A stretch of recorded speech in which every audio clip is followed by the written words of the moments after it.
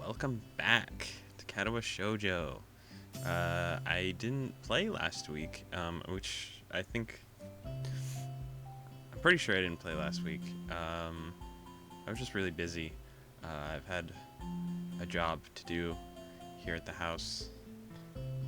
That's a weird way of phrasing it. I got a gig that I had to work really hard on this last week.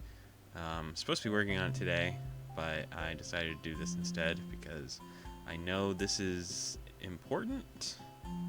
I think this is the last day before the festival, or this is the festival, which is like the turning point of the game. So I really wanted to get into it. I'm really sorry that I had to skip last week. Or I didn't. I was still uploading last week, but I missed the last day, and I had to upload that one today on Tuesday, which is kind of bad because that episode was like 5 minutes long. So sorry about that. But now we're going to get into this, and then after, when we get into the actual game, like the route, I might just do like really, really long episodes. I'm not sure. But those might be like 30-minute long episodes or something. I'm not sure. Well, we'll figure it out. We'll figure out the scaling when we get there. But, yeah. I don't know whose route we're on.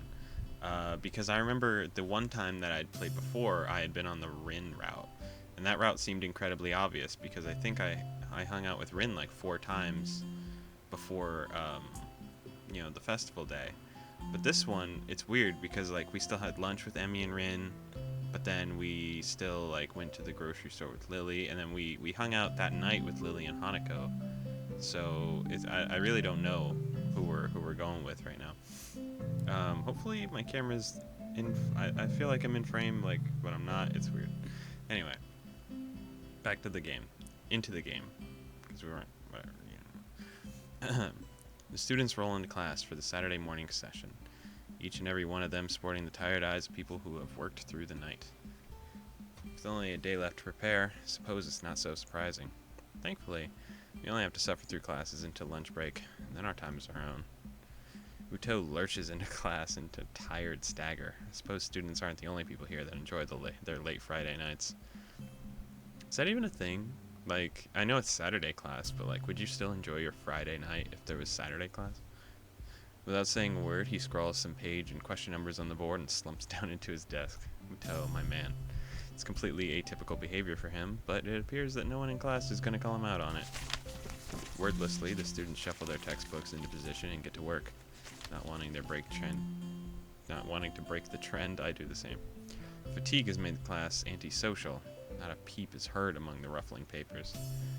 That can partially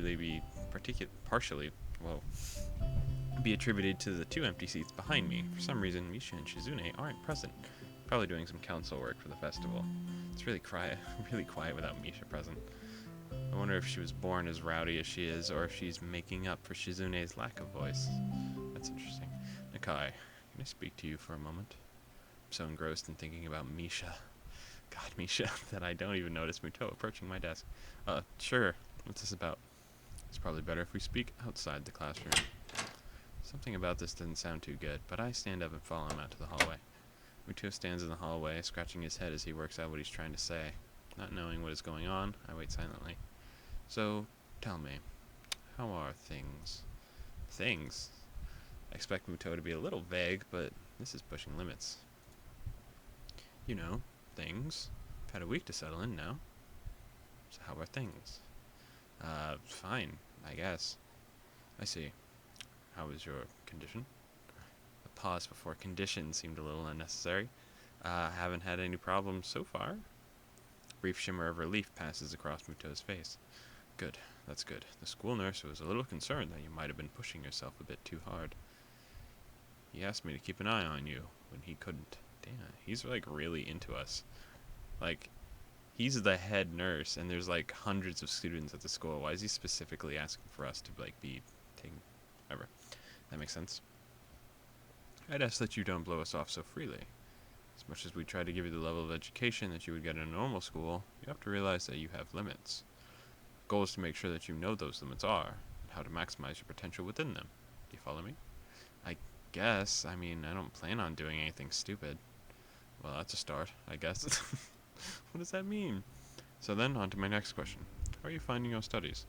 I understand you were laid up for a while. We're not too far ahead, are we? I don't really think so. I tried to keep up when I was in the hospital, so it hasn't been too hard. Muto taps his chin, raises an eyebrow as he absorbs this information. Is that so? Suppose there are still students out there who realize the importance of learning. I wouldn't go that far. I was only trying to keep myself occupied in a little life supports prison. Well, yeah, you gotta keep up with these things, right? That's exactly it. One wrong move in this world and you're left behind, right? Right.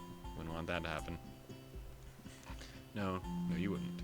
Every week there's a new scientific discovery. Most of them mean nothing to the layperson, but any one of them could be the key to the next big thing. I'll keep that in mind. It's obvious that Muto's serious talk is over and he's gone back to his standard, slightly scatterbrained approach to life. Oops. I think, in hindsight, that I prefer him this way. Slightly more predictable in his unpredictability. Well then, I think that's all I really had to say. Let's get back inside, shall we? My relief at the suggestion is insurmountable. Sure, you're the boss, right? Muto pauses for a moment. I don't think any of my students have ever said that to me before. That's weird. For an instant, I consider replying to this, but something deep within me tells me to shut my mouth and get back to the classroom. A few of the students jump at the sound of the door, rapidly trying to pretend that they are working on any of the questions on the board. Some don't even bother, their heads slumped on the desks as they nap. Thankfully, it would appear that Muto does not even notice them. He returns to his desk and retrieves a scientific journal from one of the drawers. I guess I got to him there. Class returns to the near silence that Muto and I left before our chat. Mixed feelings of tiredness and anticipation buzz around the room. Everyone here is either waiting for a chance to rest or the chance to get their last-minute preparations underway, so I'm going to lay down. I'm feeling it right now.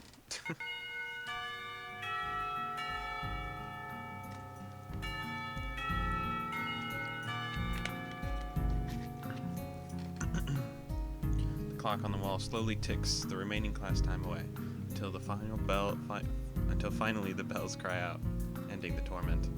Before you all leave, I expect the answers to those problems by Monday. The class sighs as one, instantly regretting slacking off, but still acutely aware of the more pressing issues at hand. This is weird, actually. There's probably The classroom empties in a blink as everyone rushes to their last-minute festival preparations. I don't know if it's the day of the festival. It must be the day before the festival. I stay behind to try and quickly finish the questions so I don't have to bother with the rest over the weekend with the festival and all tomorrow. Apart from me, Hanako is the only one left, obviously waiting for Lily. It's weird that Lily comes all the way to our classroom to pick her up. I expect that moving around is at least nominally? Is that like phenomenally? I don't know. Harder than it is for Hanako. But it's none of my business, and I naturally don't ask about it from Hanako. Despite the relative proximity of our seats, neither of us tries to strike up conversation about that or anything else either, so an oppressive silence falls upon the classroom. Time passes in silence. It's probably just 15 minutes or so, but it feels longer. I turn the pages of my notebook. Hanako turns pages of the novel she's reading. Just talk to her, bro. It's not that hard.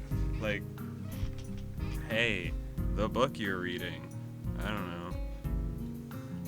My pencil lead splinters against the paper when I was just about to finish a paragraph. The sounds of my irritated sigh and subsequent fumbling around for a sharper feel like they're breaking the mood in the classroom. Hanako keeps her eyes firmly away from my direction. Before long, Lily's tall figure appears in the doorway. Hanako? Her name is all it takes to make Hanako jump from her desk and run to Lily like a fucking cat. They're gone. They quietly talk for a moment, but it isn't long before Lily leaves down the hall and Hanako idles back into the classroom, taking her seat once again. Interesting. I watch Hanako out of the corner of my eye out of sheer curiosity at the idea that the two would be separated. For a couple of minutes, she does nothing but sit with her chin in her hand, staring at the desk, dejectedly. Lily's busy. The boredom evidently becomes too much for her, though, her lame friend are reaching into her bag and pulling out a small book. Come to think of it, that isn't the one I saw her reading at the library. She must be quite a fast reader to get through them at this rate. But why would Lily leave her to her own devices? It seems to be out of the ordinary. Going by Hanako's reaction. Ah, that's right. I think Lily mentioned something about going into town today before Rin bumped into us. Thought of that walk makes me look outside. The bright sun and occasional people wandering around, enjoying the afternoon, makes me yearn to get out of the classroom. Or at least do something other than sit here. Giving into one of my worst vices, procrastination, I decide that history is a subject best studied on a Sunday, or a Monday, or any other day besides this one. I give a grunt as I lever myself out of my seat, briefly debating whether or not to hang out with Kenji. He doesn't strike me as the enjoying the nice weather outside with others kind of person, really. Guess I'll catch up with him later. Changing tacks, I briefly entertain the idea of talking with Hanako, but by the time I look at her seat, it's vacant. She must have left for the library. There's gotta be something I can do to kill the time. I mean... Okay, I know this was like, oh, what would I do? But this seems like the very obvious turning point of Hanako or Lily. And I think I need to make a decision at this point. And I really want to go with Hanako. I love Hanako. Lily's cute though. I think Hanako's cute. Let's go to the library. The library seems to be as good a place as any to go. Hanako looked as if she was taken pretty off guard by Lily leaving. She might want someone to talk to. Slinging my bag over my shoulder. I mean, I could have talked to her for the last 20 minutes, but you know, whatever. We'll just do it in the library. I make my way out of the classroom. This is a creepy ass painting. I walk to the. It's not creepy. It's just. It's creepy. I walked down to the hallway to the library, past a multitude of closed doors. Through each one, as the sound of a furious rehearsal can be heard. Rack music blares out of one door, almost as loud as a concert. I guess that's one of the advantages of a private school. There are actually enough rooms to go around at a time like this. And, when I think about it, grounds and buildings at the school are kept in pretty good condition. That can't be too cheap. I've heard that this place has some pretty serious benefactors. The walls of the library only partially insulate the noise of the festival preparations, but there are only sounds to be heard. Not a soul stirs here, with everyone apparently enjoying the weather outside or working on festival events. Yuko isn't here either. She doesn't work on Saturdays. I quietly walk through the library, now fairly familiar with its layout. I head to the back, where Hanako's private little corner is. I run my hand along the spines of books on the way through, feeling the individual texture of each as I glance across the titles. I used to do this all the time at the library at the hospital. Some things never change, I guess. Like the smell of the library. No matter how much you take, no matter how much care you take, the paper and books is always going to degrade with time. Probably, no matter what library you go to, anywhere in the world, it must have that same musty smell. I find something that looks like light enough to read without any major thought involved, then look for Hanako in the reading area. There she is. Once again, she is sitting on the beanbag with her back to the bookshelf, reading the same book she'd had in the classroom. She's slowly making her way through the pages. God, that slight look. Unlike last time I saw her here, I quietly take a seat in a beanbag. The noise is enough to catch her attention, but not startle her. This delicate routine that must be followed each and every time I try to talk to her almost feels like a hunting game. Is that the same book as before? Yeah, I'm almost finished. Cool. I wonder if I should... Do you mind if I borrow it when you're finished? My mouth is faster than my mind, it seems. Sure, you may not like it, but I'm sure it can't be that bad. After all, you've stuck with it, haven't you? I guess. I settle into my beanbag and sat around reading my own book that had been buried in my bag. It's a light novel. What, did he just say he picked up a book? Whatever. It's a light novel about pirates. To be honest, I'm barely skimming over the words, having chosen the book merely because it belongs to a different genre than I usually read. Finding it hard to muster enough enthusiasm to finish the book, and noting that I've inadvertently distracted Hanako quite a bit, I decide to try and make conversation. So I see Lily left without you. Don't bring up her, abandonment complex, bro. She nods before taking her eyes off the book. She must have been really into it after all. Lily said she had to go and meet someone. Oh? Akira, her sister. Oh. Sister? I wanted her to talk about her family. She and Akira used to live together. I thought all the students lived in the dorms. She said used to, dumbass. That I mean, we don't have to. But it's easier, right? I mean, there's food here and you're close to school. I don't think I've ever been to class on time so often in my life. Her badly hidden smile proves quite rewarding. In the back of my mind, I know that I have a bit of homework to catch up on, but it's quite comfortable here. No one can find me and force me to working for their pet project either. Though, now that I'm thinking about the festival, another question comes up. Hey Hanako, what are you doing for the festival? Yes, Hisao. For a split second, I think that Hanako is about to throw her book in the air from shock. Sorry? I was just asking what you're doing for the festival tomorrow. Anything planned? I don't know. Hanako answers in a way that people do when they don't want you to ask any more questions. Large crowds and loud music aren't her thing. Oh, okay. Change subject. So, festival. Fuck. So, what's Lily's sister like? She's nice. She's pretty like Lily, but she dresses businesslike. Businesslike? She's always wearing a suit. Just imagining Lily in a suit. Just really big, strong woman. Ah, I see. And that makes her less pretty somehow? Hanako gives an embarrassed shake of her head. No, just different. I'll admit it. This has got me intrigued. To hear Hanako talk about someone other than Lily is a first. To be complimentary about it, too. She must really be into her sister. But as I try to picture this mystery sister, all I can think of is Lily in a suit, yeah. And I can't imagine that not being attractive. Not at all. Well, one day you'll have to introduce me to her. Why would she have to? It's Lily's sister. Whatever. Okay. Our brief conversation ends as abruptly as it started, and we both return to our novels. You're not gonna, like, press that again and be like, I want to go to the festival with you, Hanako? Passage of time is marked only by the gradual movement of the patch of light cast through the window. Slowly, the noises from various rehearsals in the building fade out and die as students... Sorry, I just read die. Students start to get hungry and tired. Oh, sorry, I kicked my mic stand? Why is my mic stand kicked out so far? Just thinking about that makes my stomach turn knots around itself. I think it's time to head back. You think Lily would be back by now? I think I might head to my dorm. I'm pretty tired from this week. Not a word of that is a lie. Moving to a new school as it ramps up for a major event has been taxing, to say the least. My man made like 6 friends in a week. He's crazy. I can feel myself nodding off as I read my book. Oh, okay. I might stay here a little longer. Looking at Hanako's book, I can see that she's only a few pages away from completing it. For a moment, I consider hanging around till she finishes, but once again my stomach turns, emitting a gurgling sound. Oh, sure thing. I'm gonna head off before it gets dark. I'll see you around, okay? Okay. See you, Hisao. Later. Hisao? Thank you for hanging out with me. Aw, I could see how hard it is for her to get that simple sentence out of her mouth. It leaves me hanging for a moment. That's a weird way of saying that, Hisao. So, there is someone in the school who's even lonelier than me.